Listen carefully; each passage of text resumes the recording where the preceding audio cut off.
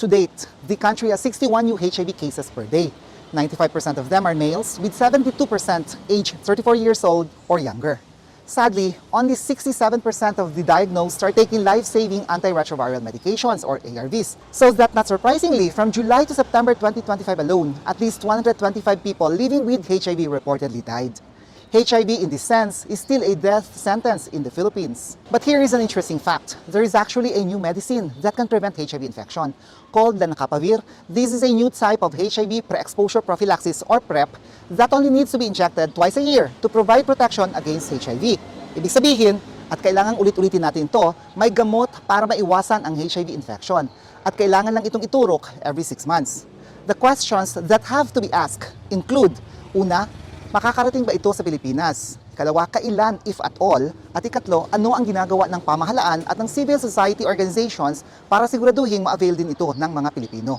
Importante ito sa isang bansa to expand HIV prevention options to among different individuals that has different needs, no? Most especially yung mga hard to reach individuals natin or hard to reach groups which are high risk. I think ang nakikita ko lang challenge is how it will be available. Will it be available in the market na bilhin or magiging solely Department of Health lang ba?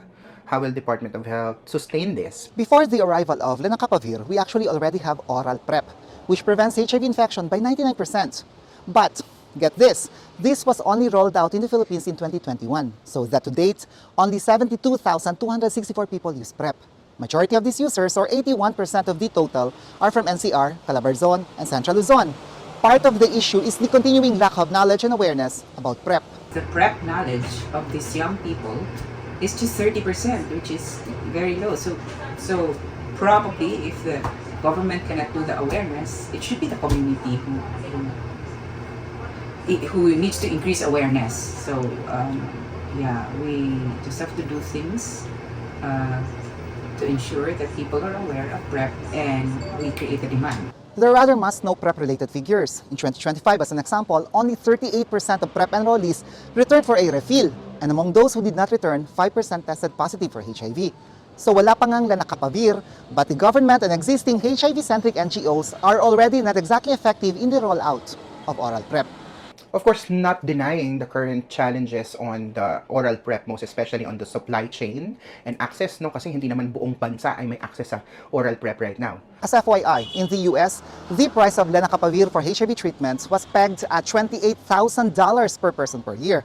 However, in September 2025, UNAIDS announced agreements with generic producers to bring that price down to just $40 per person per year. And so, in the Philippines in particular, pricing isn't just going to be the issue. Instead, the supply chain is going to be a deal breaker in a possible lenacapavir rollout. I think it will be best if the need for this will require for policy support from the government itself. Dapat magkaroon sila ng strong stand on this. If we will be offering another option to our beneficiaries, to the Filipino people, of course we need to make it sustainable. We finance it. So how are we going to finance it? So, will it be a burden ulit na ipapatong natin sa Philippine Health Insurance? Or we make it available in the market na pwedeng bilhin anytime of those people who can afford. So, the affordability and as well as the access is just one thing. But of course, we also need to consider yung equity. Will it be available for everyone? For Dr. Blair, the responses still need to be a combination of best practices. So there are several interventions which is necessary, to decrease the rates. One is early treatment. So early testing and treatment have a public health impact because everybody knows you equals you. So two, PrEP for a subset of people who have several sexual partners and whose partners are not undetectable. And of course, there's a vaccine which is coming, which should be coming. So it's a combination of all this that can decrease. It's not just one intervention.